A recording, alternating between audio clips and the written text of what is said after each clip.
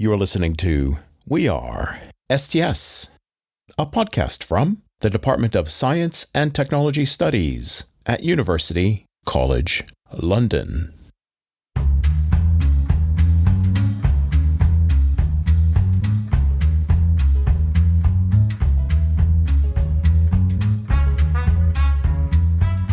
Hi everybody, welcome back to We Are STS, and welcome to UCL. I'm your host, Professor Joe Kane.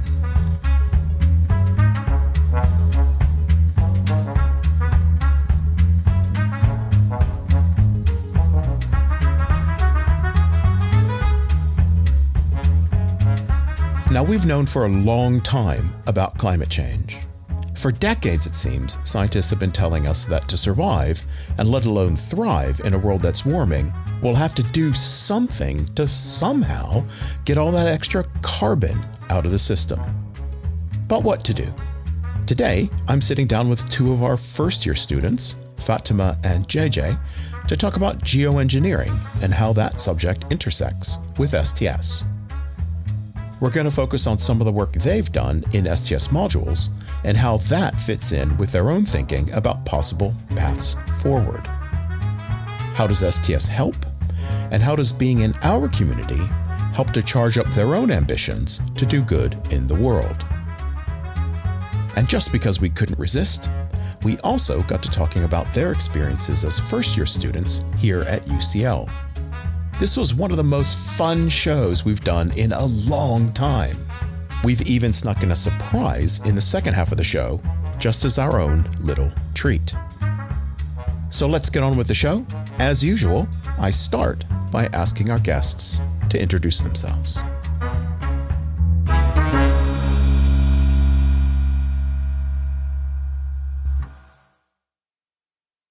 Hi Joe, I'm JJ. I'm a mature student. I'm 23, first year doing Sociology and Politics of Science. Hi Joe, my name is Fatima Ismail. I'm a first year student as well, and I'm studying Sociology and Politics of Science, and I'm also the first year student rep here in STS. Great, fantastic. Well, welcome both of you to the podcast. I want to just start by just getting a sense of you and how you came to be here. So tell us, what brought you to STS, Fatima?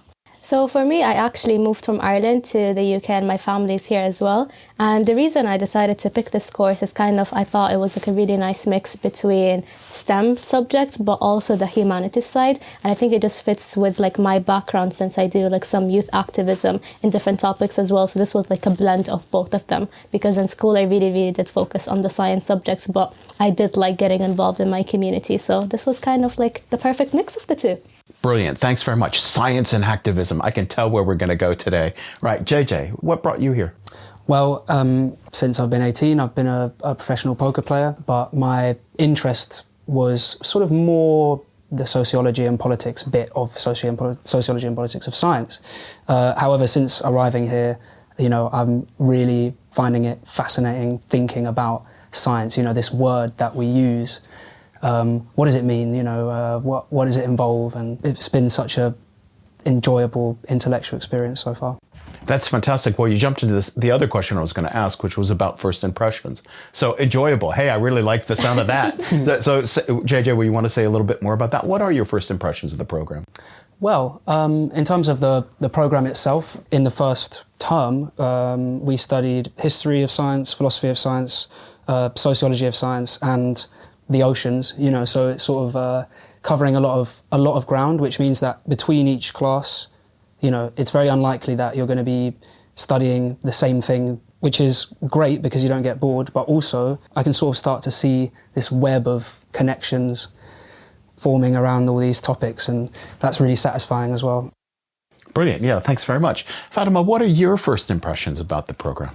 I think honestly for me, I feel like literally from the first lecture, I was unlearning a lot of the things that I had learned in the past, whether it's a fact like about what science is and the people that were like involved in its like creation and how it all came about. I think that I had like a totally different idea of everything that we're learning, and now I'm like, oh my god, like this is all wrong. Like the systems that we had in school, if I'm being completely honest, like it's just showing one side of the story. And I feel like here in STS now we're kind of seeing different sides of the same story, but I think that's really what makes everything complete, because you can't just go in life and just, you know, seeing it from one perspective. And I think STS is kind of offering that lens for us to view it from like a sociological lens or a philosophical lens, and even just like as a scientist, like what it's like to just look at the world, I think. Mm-hmm. So some of our listeners are teachers, and I don't want them sitting back saying, oh my God, we're doing everything wrong. So would you unpack that a little bit? So when you said you felt like you're seeing something new and the past didn't seem to fit, what did you mean by that? Like, what's all wrong about the past education? Yeah, for example, like one of the lessons that I was learning from the History of Science module, and I guess how you can kind of contrast that from what we learned in school, is that I feel what I learned in school is that it tells you science is very much so like a westernized pursuit that took place in Europe, that's all where you can, you know, see science, and kind of everywhere else in the world it was like a dark age. But what we learned here is that no, there was science happening in other places around the world, and there was connections between those sides. It's just that you don't hear very much so what was happening, for example, outside of Europe per se. Mm-hmm, mm-hmm. So that's, I think, what I mean by saying, you know, I'm unlearning a lot of the things that I had learned previously, simply because I came in thinking, oh yeah, you know, science, you know, originated here in Europe, but now I'm like, okay, it actually didn't. And I think for me, it makes it meaningful as well, because I'm from Sudan. So I'm even learning a bit more about like African history and also Asian history as well, because in my background, I've moved around quite a lot. So I'm just learning now, you know, and just seeing and challenging some of my own perceptions. Like widening the perspective. That's what it sounds like. Yeah. Well, let's do this. What I wanted to do for the listeners was, when we were talking about the first year, you guys thought it would be kind of dull to talk about the year, and then we settled on the idea of talking about some of your own work. And I asked you to send us anything that you thought really excited you. So like, send me a paper that you did that really excited you. And you did, which is great. So what we're going to do for the next 10 minutes or so is we're going to talk about those papers. And what I really want to know is just what excited you. Can you say what did excite you and that sort of thing? So, right. Let me pick one of the papers that you've got, and you can hear the paper in here. So who wrote, which one of you wrote Epistemological Challenges in Geoengineering? I did. Fatima, great. So we're going to start with your paper. Yeah. Let me set this up, and then you can tell me if this intro is right or wrong. So my sense of the paper is it begins with a problem. And the problem is there's this project in the early 2010s where this guy says, I know how to deal with carbon capture. What we're going to do is we're going to use the oceans, and we're going to use plankton, and I'm going to find a way to supercharge the plankton so that they grab a lot more carbon. And the way we're going to do this, we're going to do it on a massive scale, and we're going to do it out in the middle of the ocean. And there's plenty of people who say that's not really a good idea. And he said, well, I'm just going to go do it myself. And he finds a way to do it and dumps something like 100 tons of iron sulfate in the water, and basically fertilizer for the microplankton, right? And so the idea is we're going to see if that supercharges the plankton and if it grabs carbon, and my idea is a great idea, right? So I've got that basically set up. Is that right? Yeah, perfect. Brilliant. Okay, so we've got this experiment. The guy goes out there and gives it a go, and maybe it works, maybe it doesn't work. And what you've done is you've said there are philosophical questions here, right? Yeah, so basically how this kind of idea came to me was after a discussion that I had with Professor Jack Stilgo. Mm-hmm. And we were just discussing this case study, and I had simply just asked him the question is, do you think this experiment is scientific or pseudoscientific, which is just non-scientific? And he said to me that the answer is not so much so straightforward, because there's so many different factors that go into play with this one. So I kind of started investigating this topic a little bit more, and I could see exactly what he meant by that one, because Russ George decided to do this experiment in international waters as well, which is already like such a gray zone area of regulations. And also he didn't feel the need for scientific oversight or really consulting anyone in the scientific community. But also other factors that you can think about this was the fact that the Haiti community has been struggling with the salmon population, like the decrease in them. And they have been asking for help, and, you know, in general, like nothing really is happening around as well. And I'm kind of like trying to see, okay, like there's like a need of like urgency to really solve this problem. Does it justify this type of move? Like, is this something that we should kind of be doing more and more simply because nothing around is happening?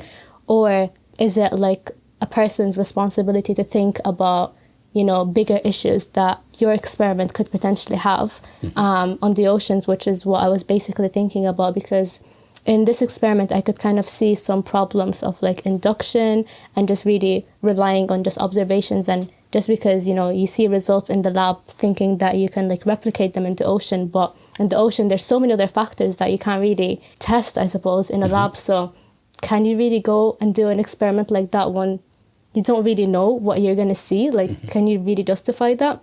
And also the thing with this experiment is that after it happened, it also triggered like the creation of the London Convention, which like regulates pollution at sea and stuff like that. So you can see that before this experiment, nothing really was happening till someone did the crazy experiment, and then people had eyes on them as well. So that's kind of what I was trying to do with this paper. And I suppose I linked this as well with the philosophy module as well, because I brought in the works of like Thomas Kuhn, Karl Popper, and, you know, his idea of falsification and all of that. So that's kind of where my paper was going. I could ramble on this for such a long time, to be honest. That's fantastic. What I really like about it, and listeners, if you heard the transition, you got it, which was you started talking about ethics and responsible research, and that is something we're big on here in STS. And then you turned in a way to talk about what I would just say are fundamental philosophical questions, like if this is an experiment, what kind of experiment is it? Or if you've done this thing once, if you put a bunch of fertilizer in the sea once, like what kind of science is that? You know, no researcher would take a single example as a conclusive experiment. And what I really like is you take basic ideas in philosophy of science, first year, first term issues in philosophy of science, and you sit back and say, hang on a minute, he's not following the rules. He's not following the rules we all agree. You know, the rules that you have suffered over for a whole term trying to figure out. And here's this guy just saying, I dumped it in the ocean, something happened, I'm a genius. I just did it, just like that, you know? And it was just like the scientific method can you really call it a scientific method? I think would be like the next question, because I think he was selling carbon offset credits to international companies before seeing actual results. So that's just a whole nother layer to it, because now it's like, okay, is this an experiment? Are you really trying to fix a problem here, or are you just trying to make money? Now you found a third job for a philosopher, right? One is to philosophize and think about it, think about the scientific method. The other one is to talk about ethics and responsibility. And the third one is to talk like that and talk about things like, well, hang on a minute. I mean, you claim all these things. It doesn't look like you're following the scientific method. And now it just looks like, if this is on your advertising brochure, I don't think that's very good. So the idea of like philosophers as regulators or philosophers as people who hold other people to account, that's a great third job. Anyway, I'm sitting here thinking, this is first term stuff. It's fantastic. It's really great. And I also am delighted that when you mentioned one of the great philosophers of science, Thomas Kuhn, there was a siren going on outside. It was like the philosophy police coming in saying, I don't know if they were going, you must talk about Thomas Kuhn or you can't talk about, I'm not sure which do you think the police would be doing? Yes or no? Are you a fan of Kuhn or not? I mean, like with Kuhn specifically, I think this week was like the first week that we properly started really talking about him. And I think his idea was really talking about like a paradigm shift, for example. So then my question would be, okay, is geoengineering, I suppose, like our paradigm shift now with us trying to tackle problems of climate change? Mm-hmm. Now seeing that we can see changes because of the climate happening all around us. So I think people start feeling like a sense of fear that they must do something really, really quickly. But with geoengineering is that you have to be extremely careful with it as well, because you can make changes on such a massive scale that I suppose, worry becomes that you can't reverse it then. and now you have a new problem that you have to deal with on top of climate change. As if we don't have enough to worry about, right? Right. It's too hot, and then we do something. Oh my God, it's too cold. Come on, folks, what were we doing? But again, what I really like about the work that you're writing is the idea that there is philosophy in here, and it's not just superficial philosophy. There are fundamental issues in philosophy of science, and ultimately it begs the question. Anybody who asks what good is philosophy, why should I study it? The idea is actually there's real value here, not just spotting somebody going too far, but also asking those basic questions of, well, what do we think? Like, how many instances of a trial do we want before we say, yeah, it's enough.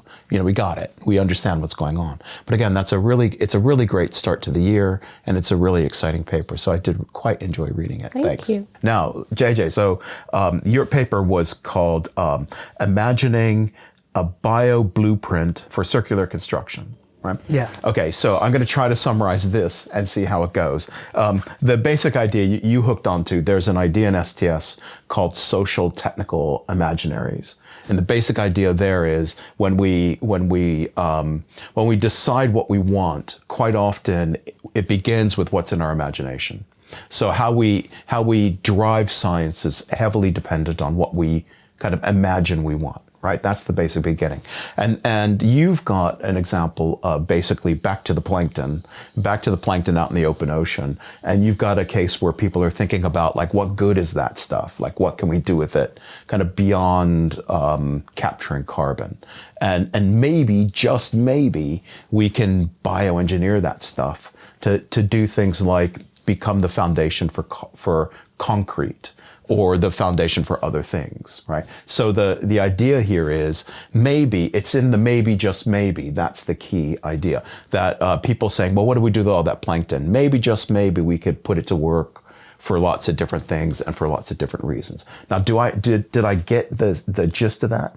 Yeah, and the reason that I was excited to write about building with blue biomass, partly, is because it involves researchers from UCL. And it's a global network of people in the UK, Australia, Denmark, mainly those three. And it's a group of biotechnologists, architects, and sort of policy experts who are trying to further the cause of marine biotech as a solution for this huge problem, which is the carbon footprint of the construction industry. And the numbers blew my mind. I think it's 40% of carbon emissions globally can be attributed to buildings. And it makes sense when you think about, we're heating all these buildings and we're lighting and also building them and then destroying them and then building on top of them. Of course, all of these processes involve so many moments where carbon is emitted. So what building with blue biomass and what marine biotechnology potentially offers in the form of things like microalgae, which is like single-celled seaweed, you can use their properties to create building materials that actually absorb carbon instead of releasing it. What I really like about that is that back to the imagination, that people aren't actually out in the open ocean doing it. What they're doing is they're thinking about it and they're imagining what they could do with it. And this is where I think you very nicely bring in the sociology of science. So this idea of the social technical imaginaries. I mean, we've talked about it on the podcast before, and we'll definitely talk about it many other times. But that idea that, isn't it weird how when people set about redesigning the world, they begin with their imagination, right? And so you've got this example where people say, we have this problem that concrete is intense in terms of its carbon use. Maybe what we could do, there again, there's the imagination. Maybe what we could do is put the world to work in some other way. And you've got a gang of people who are thinking that way. And they're a bit entrepreneurial, they're a bit biotechy, they're a bit oceany, and they're bringing together experts in all those areas and as a way to kind of rethink the problem of how do we get concrete. And again, what I like about that is that we could sit back and talk about, oh, it's great to be interdisciplinary and blah, blah, blah. But you've got a great example where people are really trying to push ahead. Yeah, and they have you can call it a social technical imaginary, but maybe just a vision, right? They have a vision of a future where these bioproducts are used and we have a net zero built environment. But actually, another point is that what is stopping these kind of ideas from growing? And the answer that I explore a little bit in the paper is the dominant socio-technical imaginary. There's a paper which I analyse within my paper which describes that as a techno-market imaginary. And I mean, this couldn't be more relevant right now. I mean, we have this vision that is, I don't know if you could say it's accepted, but it forms the basis for how innovation works in the world, which is that the financial markets direct innovation in the right way because they're self-regulating. And it's this neo-liberalist idea connecting the environment and the economy as though the economy can sort of self-regulate our living environment.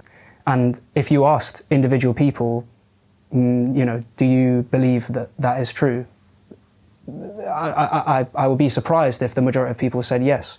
But it's sort of an accepted paradigm, I suppose you could say, that, if you're going to have an idea, a technological innovation like creating, concrete out of seaweed, I mean, come on, like, how are you going to make money out of that, man? Like, and what big conglomerate business is going to buy you up and subsume all your research and direct it towards their profit margins? And I mean, I don't want to get all Marxist on your listeners, but not that I'm, anyway. But again, back to that basic idea, whether you call it an imaginary or a vision, it doesn't begin with actually delivering, right? It's got to begin with a dream of where we want things going. And that's the kernel of the idea, I think. And I also, there's another idea that you presented in your analysis, which I thought was really sharp, which was you talk about top-down imaginaries and bottom-up imaginaries, basically asking who are the people imagining the thing that has cultural force.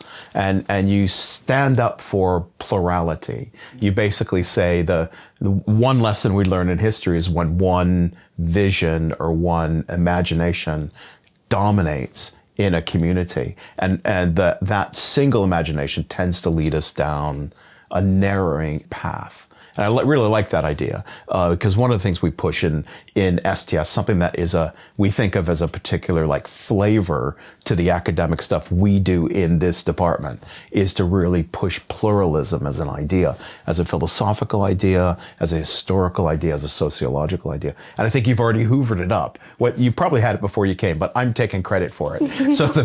But the basic idea is that you're seeing the need to keep the pluralism there. Does that make sense? Certainly. And what I unfortunately right now can't see is how a top-down enforced imaginary can really be overcome. The top-down approach came from, this idea that I had came from actually reading a critique of socio-technical imaginary research, that researchers like the people who first came up with this idea, Jasanoff and Kim, are assessing people's visions by looking at policies and analyses made by institutions. And then it got me thinking about, well, actually these visions can be manifested from the top down. And groups like Building with Blue Biomass, their job is to introduce a new vision, and they're not at the top in the same sense, are they? Because they're either architects or university professors or whoever they are, they're not creating or leading policy decisions. So how do you combat a top-down approach? Well, you try and use a bottom-up approach. And I think actually we have a great tool in the modern day to spread a message from the bottom up, and that's social media. My kind of personal further thinking has led me down to think, hang on, why does this group not have a social media presence? It's all very well being leading biotechnologists, but it's like, if you're not capturing the imagination of real people, how are you going to change an industry or a group of industries like construction? I mean, come on, like, you're going to tell me that you're going to shut down the factory that my dad works for, like, so that you can make houses out of seaweed, you know? With JJ's case today, I remember when myself and JJ were really talking about this, really was about the lack of social media presence. And I think like now one of the questions as well that I started to really think about is linking like academia with just normal people about these experiments and, you know, involve them. It's good and all to do all of this research, all of these exciting experiments, but like if no one really knows, you know, about the work that you're doing, it kind of makes you think, okay, is it just going to waste? And then you have people who have got like a massive social media presence that are doing just whatever they want, which, you know, is kind of maybe even overshadowing some of the smaller experiments that just do not have that support yet. One thing that you can definitely see now with people going into international waters simply because there's so many loopholes as well, and, you know, the regulations themselves not being too clear, maybe a little bit ambiguous even. The fact that now I think the ocean has kind of become a site of like experimentation. It feels like almost anyone can just go and do whatever they want. If they have some money, you can just take a ship and do something. So even with like the, you know, bottom up, top down approach, one of the things that you really have to think about is the success of these interventions that you have. For example, with JJ's case, I feel like with that one, it's kind of like a more long-term sustainable practice, but it really, really is going to take a long time.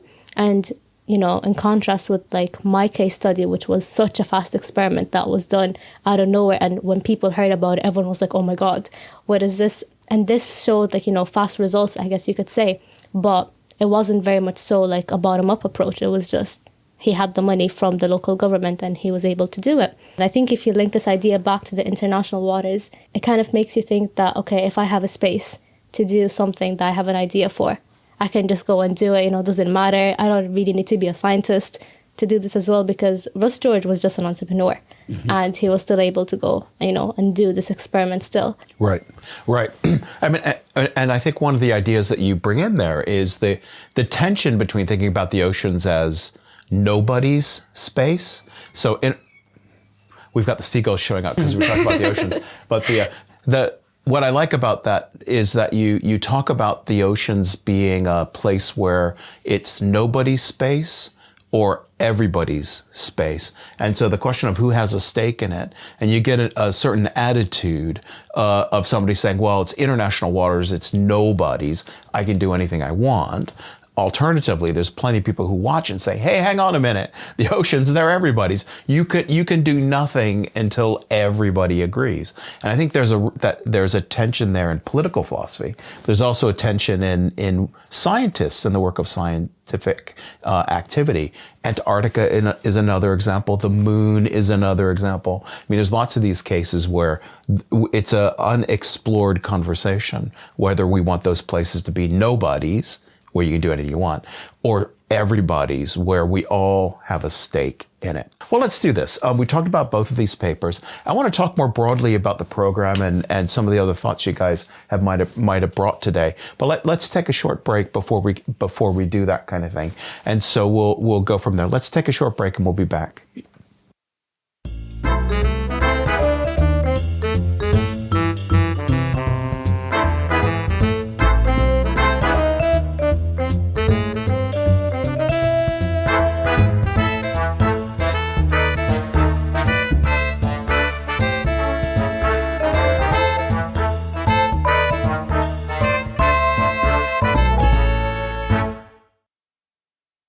Are you thinking about UCL for your master's degree? The Department of Science and Technology Studies offers 3 choices, one in Science, Technology and Society, one in History and Philosophy of Science, and one in Science Communication. These programmes are designed for specialist training, preparation for PhD programmes, and practical career development. To find out more, visit us online at ucl.ac.uk/STS.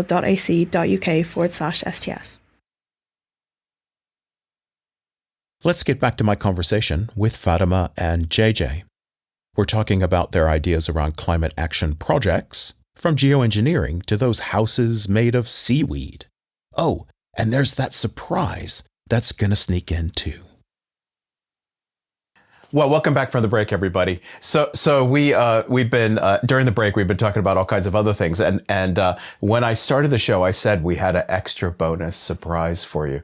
And this is the first WeAreSTS episode that's been recorded with a producer. I'm so excited. Brilliant. And now it's time to introduce her. So our producer is Capri. Yeah, I'm Capri. I am a master's student of Science, Technology, and Society here at UCL. And I really enjoyed this conversation because it got me thinking about what I want to do in my own dissertation, because I'm planning on focusing on solarpunk, which is a decentralized online movement trying to promote basically like sustainable approaches to living, like that people can integrate into their daily lives, like things like permaculture, guerrilla gardening. The term solarpunk is supposed to be a contrast to the cyberpunk aesthetic, because it's supposed to envision like a future powered by solar, by renewables, and it's not rejecting technology, it's incorporated into the vision. So I think it's a really interesting version of a socio-technical imaginary that I think on one hand it is hopeful, on the other I guess I wonder how effective it actually is, and that's what I'm planning on investigating in my dissertation. So how does that sound to you, JJ? Oh, so fascinating. I mean, just so I understand a bit better, it's like a movement, an online sort of movement, because I first thought of the CryptoPunks, these NFT projects, because you said decentralized. So can you... Yeah, I have not heard of the CryptoPunks. I try to avoid hearing about the crypto world at all. But yeah, solarpunk is, I'm not sure where it originated from actually, but I first started hearing about it just like online from some kind of niche activist spaces. It seems to be a very aesthetic-inspired socio-technical imaginary. Like they take a lot of inspiration from like Studio Ghibli movies as their aesthetic, so that's also a bit of why I'm skeptical about how successful it is. Like, are you just, doodling Ghibli movies and saying you're doing activism? But yeah, sorry. So it's environmental activism, but done by individuals. My sense has always been that it is people who want environmentalism, but they're not afraid to use technology to get there. Yeah, and they do emphasize like a balance with technology, because like they've seen, for example, like the Green Revolution back in the 60s, where we were like, we're going to use fertilizers and we're going to revolutionize agriculture, and then they saw all of these negative effects of like having so many monocultures and how much damage like pesticides and monocultures have done to ecosystems. So like they do want to use technology to get there, but they want to take a, I think, more cautious approach. Fatima, what are you thinking here? Where's the philosophy of science? I think, honestly, this is really my first time hearing about this specific term. But yeah, I think it's pretty niche. Yeah, I think so. The more online you are. Yeah, but when it comes to like politics and just like issues, once you hit the point where you feel that you can do nothing, I think that's when you give power to people to just keep doing whatever it is that they want. So I think, if they're kind of creating a sort of community where maybe they're raising awareness or even taking action, they're kind of trying to find like that balance between technology but also coexisting with nature. You're almost like the same level, I suppose, that you must coexist with one another if you want to keep going, I suppose. It's like you're defining punk there, I think, like of all the movements that call themselves punk, it sounds like you're trying to capture like what is the essence of that notion. Capri, what do you think there? Does that match? Yeah, I think that's very right. I think solarpunk intends to be very pluralistic and like rooted in the local conditions of wherever its very scattered online members are. Brilliant, yeah. So folks, we've gone from 3 people talking to 4 in the room. So what I want to do is I want to move to slightly wider issues, and the 3 of you can jump in as we go, right? So you're here, students at university, you have a curriculum. So what's exciting you, not just about the degree, but what about being here at the university? I think for me personally, what I'm trying to see is how I can even integrate some of these ideas into my own activism that I do. For example, one of the ideas that came was by a scholar named Christopher Stone, who talks about granting nature legal rights. You're not just, as I was saying earlier, doing whatever it is that you want with nature, but you have stakeholders that can speak for nature. And I think it's such a complicated idea, to be honest, because it's like, okay, who are these people that will speak, for nature? But for me, I think, after I finish university, I really do want to go back to the sort of activism that I was doing. Since I started university, it's kind of taken a small bit of a break. It's still happening, but not as much. I think of it more as recharging your batteries, that you're going to come out stronger and much tougher than you were before. Do you think I'm just lying, or do you think that people don't know what's coming for them, honestly? Brilliant. Well, JJ, what do you think? Yeah, I mean, I think that Fatima, you're demonstrating how STS and this kind of great approach to thinking can kind of buttress your capability to do something that you already know. So from my perspective, I came to university to get away from the career that I'm in. One of the best things for me about this sort of STS area is how open your pathways are. And I was just speaking yesterday to, I think, one third year and one second year student. One of them's going into sort of finance and the city. The other one's sort of going to China to do mechanical engineering, what was it, in the energy grid. You wouldn't think that those two individuals did the same undergraduate degree, but they did. And I think the freedom that you have to go down different paths, but also a specialised path, I think that's really nice. And I'm looking forward to hopefully working out what it is that I want to do. So if you guys were to give some advice to teachers about sending students either in this direction or in any other direction, what advice would you have for your teachers? Honestly, I think for me, in STS, you really do learn about so many different topics. It can be economics, it can be sociology, it can be philosophy, all of that stuff. And, it really gets you to look at the same thing from so many different perspectives. But then again, once you're done with university, you can go in all of these different directions. My advice would kind of, to tell the students that, okay, let's say, for example, you're a bit unsure if you want to go into politics or sociology, etc. This course, I think, really gives you a flavor of all of these different disciplines.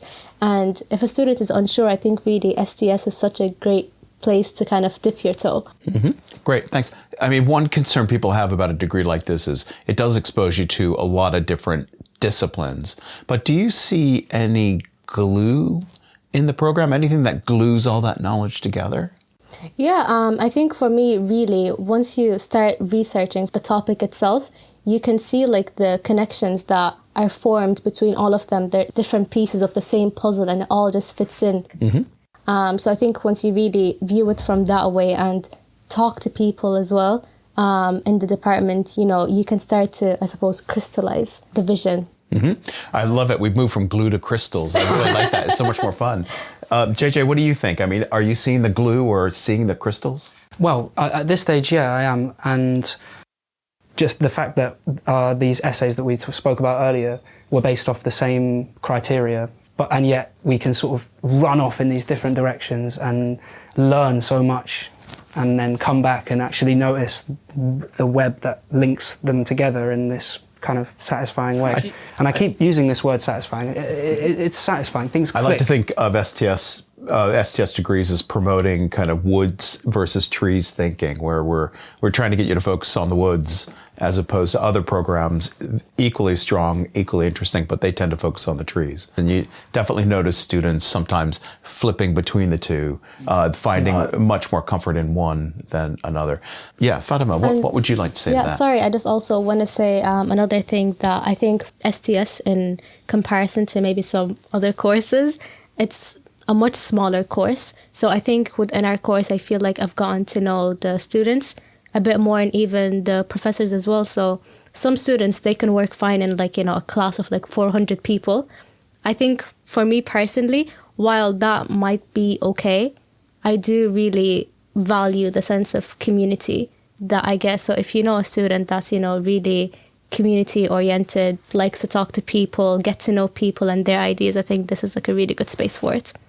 That's fantastic. Thanks for saying that. That's really brilliant. Capri, is there anything you want to add to the conversation? Yeah, I think Fatima is right that community is a really nice aspect of academic life here, because I actually did my undergraduate in the Arts and Sciences department at UCL as well. And that was really interesting and lovely, but I was taking all of my classes, almost all of my classes, in random departments, so you didn't really ever get to know the people very much. And if you want interdisciplinarity while also having a coherent cohort, I think this is a really good option. Brilliant. I definitely noticed that sometimes you get groups of students where they want to be on their own. They want to build their own world. They want to, they're very comfortable in large lecture halls. Then there's other students who want to be part of a community and want to that live off the energy of that community. And I love it, Fatima. I think you've got it exactly right. I think the energy in a department like this is fantastic. Right, before we're done, is there anything you guys wanted to say coming in here? Is there anything you wanted to say that you haven't said? I think for me, genuinely, I'm going to say this because I come to the common room in STS pretty much every single day, and I have discussions with people like JJ and other people in the course, and I can really see like also another side of learning, which I think I'll call, I suppose, informal learning, and really how it fits into all of the academic writing that I'm doing. So with my topic, my case study that I was doing about geoengineering, I could really see how all of these, I suppose, were coming together and creating this piece that I have here. Mm-hmm. That's fantastic to hear. I mean, we definitely see it in the coursework when students are working with other students to make their ideas better. But there's something else that, that we're coming up to the 5th anniversary of the pandemic lockdown. And something that academics have been saying in the last 6 months is just how much more busy and integrated the campus is. And in fact, somebody was complaining that there was a lot of noise in the building. There was a lot of noise. There's all these students around. And I said, well, yeah, isn't that great? But anyway, JJ, is there anything you wanted to add before we're done? Yeah, that's great. I was just thinking that when we first arrived on this course and I first had just introductory conversations with people, there was quite a lot of talk of like people like, oh my God, what is this, like, of science? I thought I was just doing sociology, or oh my God, what are they talking about, these lecturers? Like, I'm going to change course, da, da, da. I think I've noticed the opposite, like a kickback to that, where people have sat in these lectures and thought about these topics, and now you don't hear that anymore. Actually, I don't hear that anymore. I don't hear people. Yeah, can I add on to that? I actually, in my undergraduate, I took a couple of classes in STS, just kind of randomly. I was like, oh, philosophy of science, sure, that sounds interesting for one term, I could do that. And then, I took another one, social sciences of inequality, like, oh, there's a lot of inequality in the background of the history of science that nobody knows about because, we just think of science as so objective in mainstream society. And then I ended up here because these ideas just kind of grab hold of you. It's like the deeper you get into it, the more you start to understand how valuable it is to have this critical perspective from STS. Yeah, but I think there's two phenomena going on. One is that you're holding the subject constant whilst you're learning all the disciplinary approaches. So today it might be geography of science, tomorrow it might be anthropology of science, the next day it might be the finance of science, but it's always of science. So the focus is there. And then the thing that supercharges the overall study is science and technology is so important in shaping the modern world. And so you're looking at where the power is. That's exciting. So that if I were to pitch why of science, I would say that it's in a world of so much choice, it's nice to hold things constant and then develop a pivot. But then also science and technology, they are the most important things in the world right now, shaping things. And to be able to speak authoritatively about them is to be able to drive where we're going to go. And I think all three of you have a role to play in driving things in the future.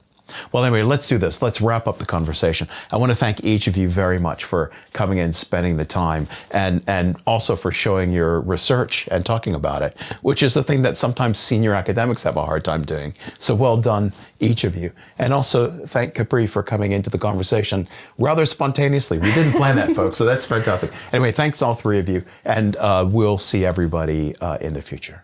Thank you. Yeah, thank you guys so much.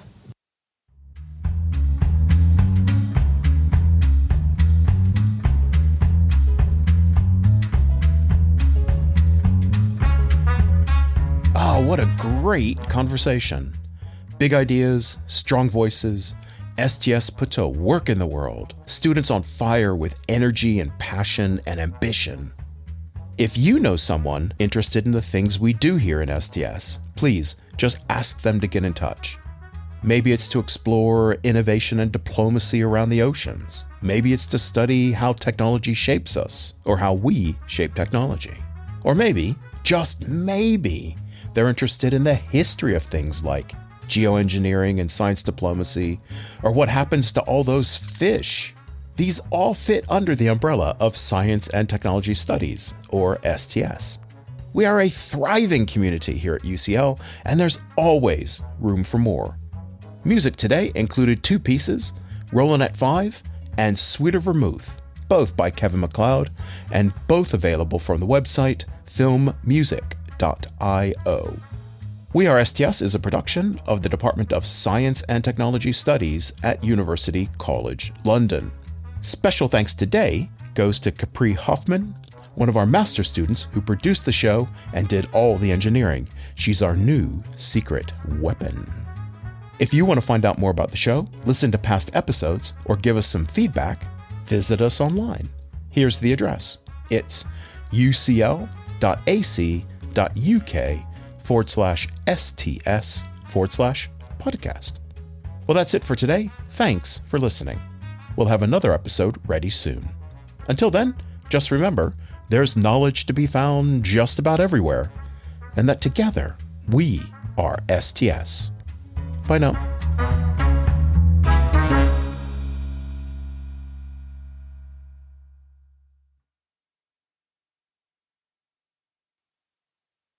You've been listening to WeAreSTS, a podcast from the Department of Science and Technology Studies at University College London.